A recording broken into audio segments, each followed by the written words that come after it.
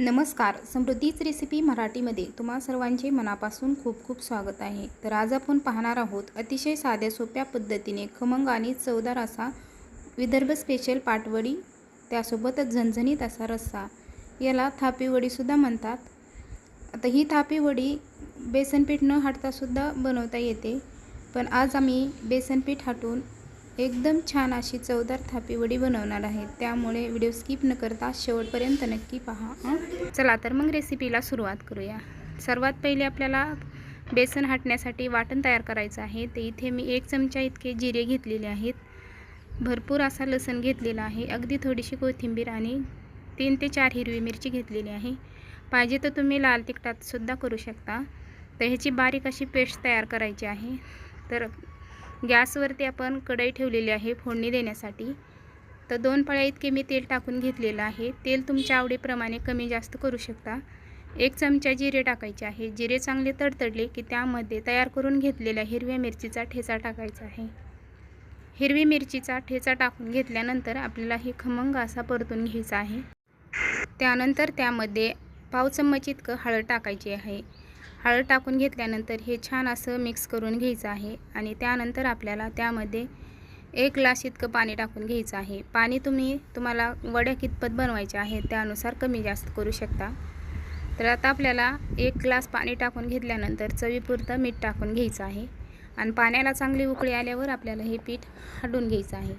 तर त्यासाठी पाण्याला चांगली उकळी येईपर्यंत आपल्याला थांबायचं आहे. पाण्याला चांगली खळखळून उकळी आल्यावरच आपल्याला बेसनपीठ हाटायचं आहे. तर बेसनपीठ हाटत असताना गॅस मीडियम ठेवायचा. तर खळखळून पाण्याला चांगली उकळी आलेली आहे. आता आपण हाटून घेऊया. तर इथे मी बेसनपीठ हाटण्यासाठी 1.5 वाटी पीठ घेतलेलं आहे. हे पीठ आपण चाळणीने चाळून घ्यायचं आहे.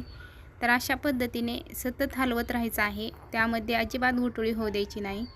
एकदम एकसारखं हलवत राहिल्यामुळे पिठामध्ये अजिबात गुठळी होत नाही. तर अशा पद्धतीने आपल्याला पीठ पण थोडंसं टाकत राहायचं आहे. एकदम पातळच करायचं नाही. तर मीडियम, जास्त पातळ पण नाही आणि जास्त घट्ट पण नाही करायचं आहे. अशा पद्धतीने बेसन आपल्याला हाटून घ्यायचं आहे. तर हे बेसन पूर्णपणे आपण छान असं हाटून घेतलेलं आहे. आता त्यामध्ये पूर्ण कढईचं जमा करून आपल्याला हे शिजवून घ्यायचं आहे. जे कढईला चिटकलेलं आहे ते छान असं मिक्स करून घ्यायचं आहे आणि त्यावरती झाकण ठेवून अगदी 7 ते 8 मिनिट आपल्याला हे बेसन शिजवून घ्यायचं आहे. बेसन जेवढं आपण शिजवून घेता तेवढी वडीसुद्धा खूप टेस्टी आणि चवदार होते. तर अशा पद्धतीने बेसनपीठ छान असं शिजलेलं आहे, एकदम मस्त असं झालेलं आहे. आता आपण हे एका ताटामध्ये काढून घेऊया. तर त्यासाठी आपल्याला ताटाला सुरुवातीला तेल लावून घ्यायचं आहे. तेल लावून घेतल्यामुळे सुरुवातीला आपल्याला ताटाला तेल लावून घ्यायचं आहे. तेल लावून घेतल्यानंतर आपल्याला अशा पद्धतीने बेसन पसरवून घ्यायचं आहे. तर इथे मी हातानेच बेसन पसरवून घेतलेलं आहे. तुम्ही चमच्याने किंवा वाटीने सुद्धा पसरवून घेऊ शकता. एकदम पटपट ही प्रोसेस करायची आहे. तर पाहू शकता मस्त असं पूर्णपणे मी पसरवून घेतलेलं आहे. अशा पद्धतीने वाटीने आपण बेसन पूर्णपणे ताटाला पसरवून घेऊ शकता. आता त्यानंतर वरतून आपल्याला खोबरं टाकायचं आहे. तर इथे मी सुकं खोबरं एकदम बारीक असं खिसणीने खिसून घेतलेलं आहे. त्यानंतर थोडीशी बारीक कट करून घेतलेली कोथिंबीरसुद्धा आपल्याला त्यामध्ये टाकायची आहे. एकदम छान अशी चव येते. तर खोबरं आणि कोथिंबीर टाकून परत हाताने छान असं पसरवून घ्यायचं आहे आणि लगेचच वड्या पाडून घ्यायच्या आहेत. तर वड्या इथे मी डायमंड शेपच्या पाडून घेतलेल्या आहेत. एकदम एकसारख्या वड्या आपल्याला पाडायच्या आहेत. खूप छान आणि टेस्टी लागते. मग अशा पद्धतीने थापी वडी एक वेळेस तुम्ही पण नक्कीच ट्राय करून पहा. खूप साधी आणि सोपी रेसिपी आहे, तुम्हाला पण खूप आवडेल. तर पाहू शकता मस्त अशा आपल्या वड्या झालेल्या आहेत. आता ह्या अशा पद्धतीने आपण वड्या तयार करून घेतलेल्या आहेत. खूप सोप्या आणि खूप मस्त अशा झालेल्या आहेत. तर आता आपण वड्या तर बनवून घेतलेल्या आहेत. आता रस्सा बनवून घेऊया. तर त्यासाठी इथे मी 1 मोठा कांदा उभा कट करून सोनेरी रंगावरती भाजून घेतलेला आहे. 1 टोमॅटो भाजून घेतलेला आहे. भरपूर असा लसूण, 2 आल्याचे तुकडे आणि अर्धी वाटी सुकं खोबरं हे सुद्धा मी भाजून घेतलेलं आहे. आता हे थंड झाल्याच्यानंतर आपल्याला मिक्सरच्या भांड्यामध्ये टाकून एकदम बारीक अशी फाईन पेस्ट तयार करायची आहे. तर इथे थोडीशी कोथिंबीर टाकून घेतलेली आहे।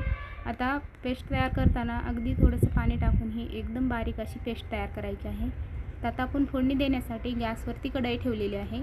कढई गरम झाली की त्यामध्ये 2 पळ्या तेल टाकायचं आहे। तेल थोडंसं जास्तीचं वापरायचं आहे, पण तेल तुम्ही तुमच्या आवडीप्रमाणे कमी जास्त करू शकता। तर इथे पाव चमच जिरे आणि थोडीशी मोहरीसुद्धा मी टाकलेली आहे। हे दोन्ही चांगले तडतडल्यावर त्यामध्ये आपल्याला तयार करून घेतलेली ग्रेव्ही टाकायची आहे। ग्रेव्ही छान अशी परतून घ्यायची आहे, एकदम मस्त अशी। मोहरी चांगली तडतडल्यानंतर आपल्याला तयार करून घेतलेला ग्रेव्ही मसाला टाकायचा आहे। इथे सर्व वाटण आपण यामध्ये टाकून घेणार आहोत। वाटण छान आपल्याला तेल सुटेपर्यंत परतून घ्यायचं आहे।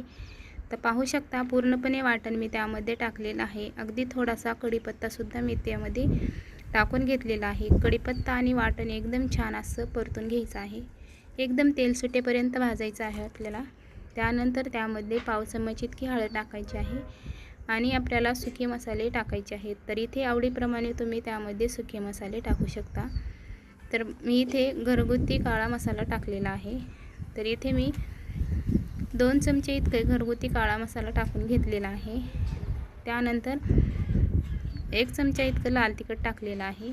तिखटाचं प्रमाण आवडीप्रमाणे त्यामध्ये टाकून घेऊ शकता। 1 चमचा धना पावडर टाकलेला आहे, 1 चमचा गरम मसाला टाकलेला आहे। आता इथे सर्व मसाले टाकून घेतल्यानंतर छान असं तेल सुटेपर्यंत परतून घ्यायचं आहे। मसाले तेलामध्ये छान असे परतायचे आहेत। तर पाहू शकता मस्त असे तेल सुटेपर्यंत मसालेसुद्धा छान असे परतून झालेले आहेत। आता आपण त्यामध्ये आवडीप्रमाणे पाणी टाकायचं आहे। तर इथे तुम्हाला भाजी किती बनवायची आहे त्यानुसार तुम्ही पाण्याचं प्रमाण कमी जास्त करू शकता। तर इथे मी 3 ते 4 माणसाची भाजी बनवणार आहे। 3 ते 4 माणसासाठी भाजी बनवणार आहे। तर इथे मी 1.5 ग्लास इतकं पाणी टाकून घेतलेलं आहे। भाजी बनवत असताना भाजी तुम्हाला कितपत बनवायची आहे त्यानुसार पाण्याचं प्रमाण तुम्ही कमी जास्त करू शकता। तर इथे मी 4 माणसांसाठी भाजी बनवलेली आहे, त्यामुळे 1.5 ग्लास पाणी टाकून घेतलेलं आहे।